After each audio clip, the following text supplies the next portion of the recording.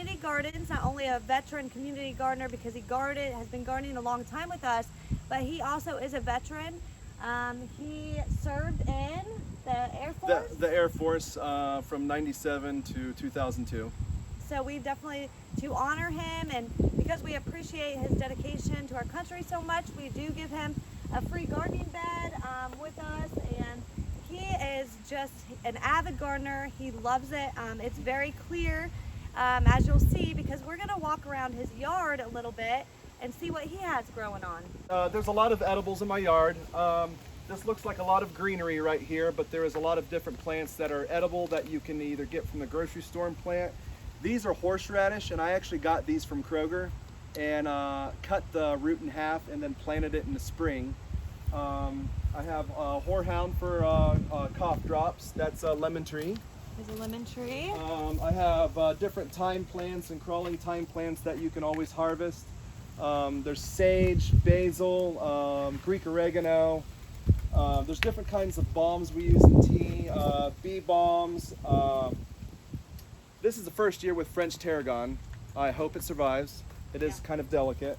Which is the French tarragon? Yeah, right this there. is French tarragon. It's it's a little more finicky. What's this one? These are all thyme. These are going to go to seed soon. So it depends on your garden. Sometimes you want to cut them. So if you let it go to the seed, the rest of this foliage will actually get stronger tasting.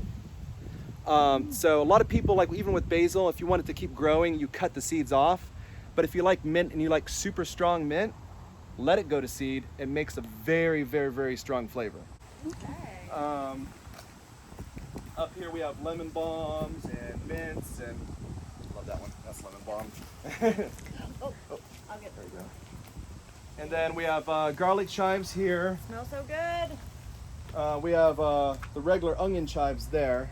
There's a little bit of an artichoke growing. He didn't do too good this year. Is that a perennial? It can be. I doubt I'll be able to survive the winter with that. This is a type of olive tree that I'm also giving to Together We Grow Gardens. This should produce olives in the next 2 years. Wow, let me look at that. I've never seen an olive tree before. Yes. Can it live outside year-round in Ohio? This one, I doubt it unless it gets really thick. This is about you want to get the stem thick before you can try to do that, but then you kind of risk. It's risk and reward. This is probably 4 years old already. Okay. So within like 2-3 years, it will probably start producing olives. Wow, that's so exciting. So over here, Okay, let's walk this way. this is a bay tree. Everyone should get one of these. They come about this size at Wilson's Gardens, another one of our members. And then this went from this about 4 or 5 years ago to this. And every fall, I actually trim it back by about 8 inches, and then I just pluck the leaves off and leave them in there until they dry. Very cool. And fresh bay leaves taste. Can it live outside in the winter? No. This I do bring inside, but it can handle low light, so it's not very high maintenance. This is the other type of milkweed. Yeah, This is swamp milkweed. So as you can tell from the very narrow pods, you won't see this in the garden at the community garden yet. I'll be giving you guys some seed this year. Awesome. This is the swamp milkweed. So one plant gets a huge umbrella of flowers, and then not many people know this, but you can cut these off and fry them like okra. You can eat milkweed Oh, pods. wow. Not the fuzzy ball milkweed. Yeah. You can do it to common milkweed, but it's not that good because they get thick and leathery. But when they're nice like this, it's almost like okra. Okay. Wow. And then, Devin, what is this cool house hanging in your tree? so this is a bug house, and a lot of people think that why would you want a bug house? Is you won't find a lot of these in the wild. This is little cut bamboo shoots and empty wood. So you would find something like these little pieces near a swamp that we don't have here in my yard. So we provide this, and mason bees will go in here. Some types of wood butterfly will go in here. There's different types of caterpillars that will go in there to nest, and you'll see them overwinter. Like right here is one right here that one's already started burying for the end of the summer, but almost half of these will actually end up. See, this is where ones actually broke out of, and then they come out as mason bees. Wow. Mason bees help because they stay constantly active. They don't have to go back to their hive. So these are actually, they say like one mason bee is something like 25 times what one honeybee would be. so it pollinates a lot faster. Very cool. Down here we have strawberries. This is the white alpine strawberry. Okay. So they'll grow white straw. They're lots more sour. Okay. They're more like pineapple I feel like than I would be strawberry. cool with that. These are gooseberries. They're thorny. All They're thorny. Next year I should have gooseberries on this one. This one's only about 2 years old. They start bearing in 3 years. Okay. I've always companion plant, so this is another bee balm here. Okay. Some types of bee balm like this one, when you dry it out, it'll turn into Earl Grey. Like Earl Grey tea comes from this type. That smells really good. This is container. This doesn't last over a year. This is a type of ginger. So it grows like this. It looks like little bamboo. It'll get a couple feet tall, and then you'll pull it out and you'll have a big old tuber. Kind of looks like a tuberous type of rhizome that you have ginger. Fresh ginger is pretty spicy. Yeah. Most people think ginger is not spicy. Fresh ginger is insanely spicy. And then I just have other plantings here. Over here against the wall, we have tons and tons of blackberries. So I usually plant my annual vegetables. Like this year I had green beans and potatoes in front of it. Oh, nice. And then I just pulled them up about a week ago. This is all blackberries. I still have to trim a lot of them back. I usually wait until fall for that. Here you can see one of the big harvests that's still working. So all these are blackberries here. Wow. So Delicious. the kids come out here and routinely eat this. That's good. I do when I'm mowing the lawn too. This is elderberry. Other people also don't know that passion flower. This is a passion flower vine that'll produce those flowers. The flowers and the actual little, when it turns to seed, can be used in tea. It has the same effect as valerian, like sleepy time tea. Okay, I've heard that. So that's where sleepy time tea comes from. Great. More elderberries. This is I got this from our gardens I last love year. this So trellis. last year in the Western Community Garden, I did this. So you can actually see down through here.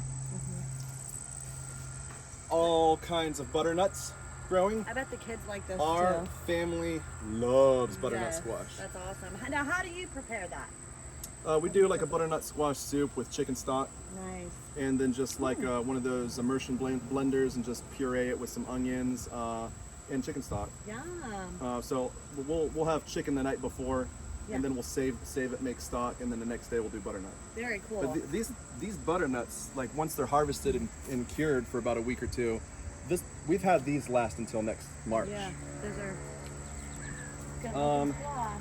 They're not all natives. This is a dwarf butterfly bush, but the reason I plant this, even though it's not a native, is because it attracts the hummingbird moth and different types of woodland butterfly, and we've had hummingbirds here, of course. Japanese lilies, an apricot tree, and then pretty much the backyard. I have a small pond up there that I put in that helps with the wildlife, which you also need to have the certified wildlife habitat. And then over here, I'll show you some of the other parts of the garden. In this section of the garden, I try to plant along the curb side because a lot of the neighborhood does like to park on this side of the curb. So the best way I can make use of it is to take up the grass and put like edible landscaping along the side. So we have black-eyed Susans, and then we have some more ginger here. These are regular red strawberries, which are fantastic. They're ever-bearing, so we come out here constantly and pick. This is a persimmon tree.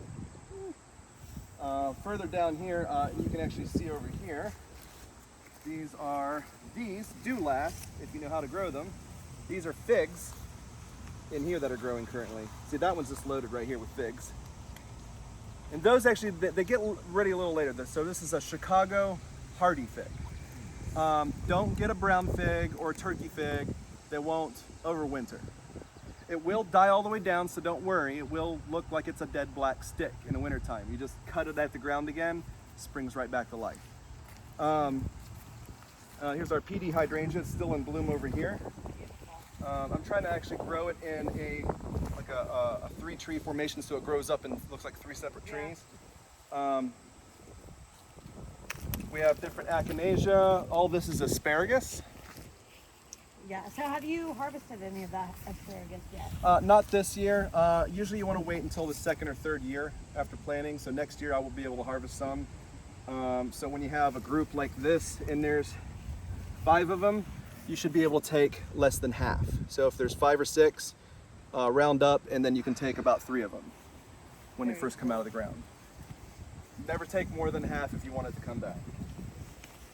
Over here we also have blueberry bushes, another butterfly. This is a type of fennel. It looks like it's dill, but if you rub it, it actually has more of a licorice smell. If it smells like licorice, it's Now, do any fennel. caterpillars like this kind of? Oh yeah, if we get lucky, I think on the other side we had a swallowtail butterfly that loves fennel and parsley. Okay. So I try to grow fennel and parsley every year. Now, a lot of people think parsley's an annual. In Ohio, it readily reseeds, but what will happen is it's actually a biennial. So you'll have it grow like this, and it grows as, it looks like it's like, oh, this will die back in fall. It will regrow in spring, and the second year it'll get huge. I pulled parsley out of here that was 2-3 foot across. And then it goes to flower, and you get the seeds, and then you can just throw them down again, and you have more parsley. Very cool. So, and then over here, it took a while to get this. I got this last year. To get a certified wildlife habitat, you can Google the National Wildlife Federation. You need to be able to provide food, both host plants and nectar type plants. Water, which I have right there's a butterfly puddling right here. So this is actually a buried pail. It's about that deep. And then you fill it with sand, and you mix in a little compost or manure, and then it puddles up, and then all this is mineralized. The butterflies will land here and suck the water, because this stays damp all the time. So you need to be able to provide that. The cover is, a lot of times I'll let stuff overwinter without cutting it all the way down. And then places to raise your young. Well, last year I had cucumbers, and I had a baby fawn that was born right behind my little rails. And I had 6 baby skunks this year. As long as you don't chase them, they're fine. Haven't had any possums, but I've had tons of raccoons. This is what happens with the mother of hen chicks. You can see that the flowers are really star-like and unique. Yeah, they Most are. people don't get to see them actually have the flower stage. These attract beneficials as well. And then over here we have the Echinacea and black-eyed Susans. That tree right there is a mulberry tree. I've had some mulberries on it, but I have to keep it in a fence in spring with deer here, because the lower leaves, the deer will just eat it straight away. This is one of the reasons I do actually keep the butterfly bush. There is native hosts and nectar plants here beside the butterfly bush. Most people will think that butterflies just need this, and they're wrong. This is basically just a drink, or an energy drink for butterflies. You need to be able to give them hosts like passion flower, they'll lay eggs and eat that. Milkweed, they'll lay eggs and eat that. Sassafras trees, they lay eggs and eat that. You have to give them trees, and it's kind of funny, but most butterflies' host plants don't produce flowers. The host plants are usually, except for the milkweed, most host plants are just trees or shrubs. Ninebark, I think is another one. A host plant is where the caterpillar will the butterflies will lay eggs on the underside of the leaves, and then after it lays eggs, then it will come out as a caterpillar and eat that before turning back and like laying a cocoon over winter. Over here we have other types of fennel and a blueberry. These are Bonfire Peaches. They stay small, so if you're worried about not having enough space for a fruit tree, these stay 3.5-4 foot tall, and this thing will have 40-50 peaches on it. It's very dense. Just because it's dwarf doesn't mean it won't produce a lot. This is tansy. So a lot of people are allergic to it. It produces little yellow flowers that attract beneficials. And it sounds funny, but I actually grow this to throw it in my compost. When you cut this, there's some kind of chemical in here that makes your compost hot. So when you grab this, and it smells really good, just be gentle. Some people are allergic to it. So when this is ground up and put in the compost, it actually makes the compost activate hot. We might use that at the garden. Yeah. Over here we have another bonfire. This is my pride and joy. This next year should have donut peaches. So those are the ones that are really expensive at the store, that are flat little peaches you can just hold by the seed, and you eat all the way around, and you don't have to worry about picking out the seed out of the middle. Wow. So there's some of those cherry bushes. Those are a type of bush cherry, right there and there. Here's all my other milkweed. I'll let you see these. These, I've never seen this large. They're really huge this time. I mean, look at the size of this. Oh my gosh, look at the size of that milkweed. So this is the, from Wilson's Garden again, this is the hairy ball milkweed. And then there also is some common. So this is hairy ball milkweed. This is common milkweed. So the reason I grow different types of milkweed is if you notice, this leaf and this leaf look completely different. The monarchs will still lay eggs on both. However, if you notice how shiny this plant is, oh yeah, right there's monarch. Right there. So that's a monarch egg right there. So while this plant, if you notice, is actually getting eaten alive already, but sometimes it's not by the butterflies. Sometimes it's they have milkweed bugs, and sometimes they prefer the common one, and they don't prefer the other ones. So we grow both. All this is rhubarb. All this is rhubarb, and we love strawberry rhubarb in our family. We make strawberry rhubarb jam. This is a plum tree.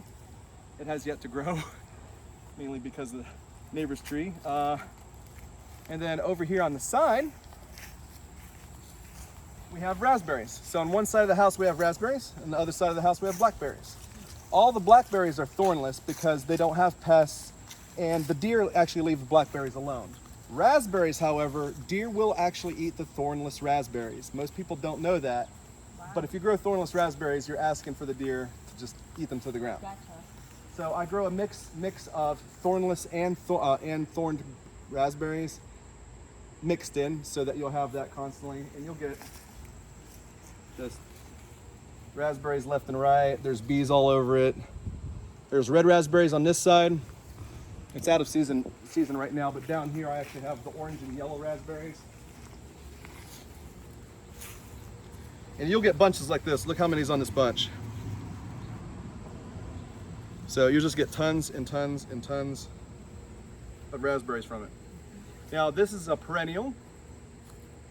Once you grow it, it keeps coming every year. There's no reason why, if you don't want to garden or you don't want to be out in the yard too much, that you can't grow a perennial and it just keeps giving back. Usually every year it gets stronger and healthier, and it puts out more and more and more and more. So the first year I only had maybe like a quarter raspberries out of the whole row. This year we've had maybe 5 or 6 gallons. Next year I'm looking at 20 or 30 gallons. So it just keeps getting better and better. And over here we have more elderberries. Woo! Woo! Finally, hallelujah. Elderberries. Yay! They look like currants. Mm-hmm. And what do they taste like? Oh, really sour. You make wine out of them, you season with them. Oh, they are sour. They're really sour. They're meant to be added to stuff, flavorings. They produce so many flowers. Like this is the first year they've actually had elderberries. When they do put out flowers, it's just an umbrella of flowers. So I grow them for the berries, and I also grow them for the beneficials. Even though you see damage like this, it'll go away. This is all gonna get trimmed back. When you grow beneficials beside it, I've never put organic or unorganic spray on any of this. All this is just Mother Nature taking care of itself. I've seen praying mantises out here, parasitic wasps and flies out here, and sometimes it's hard to not want to correct it, but you gotta realize every time you spray, you're killing the good bugs and the bad bugs. So it's better to look up a variety and try to find a variety that works for your area. And you can look up hey, what's this disease tolerance? Like a lot of times you'll go to Lowe's and you'll see, hey, there's a Canby raspberry. And then you find out, well, it's also really weak against everything. And then you find a royal raspberry, and what do you know? It almost has every imaginable immunity. It's immune to viruses, it's immune to disease, it's immune to a lot of bugs. These are the orange and yellow raspberries, and these ones take a lot heavier hit. The red raspberries, all the holes down there. This is a different type. You see how it has like grayish white flesh? And then if you look at the leaves, they're almost perfect. So this type gets untouched. So if you do grow a garden, always get more than one variety, and then you just discover what works and what doesn't work.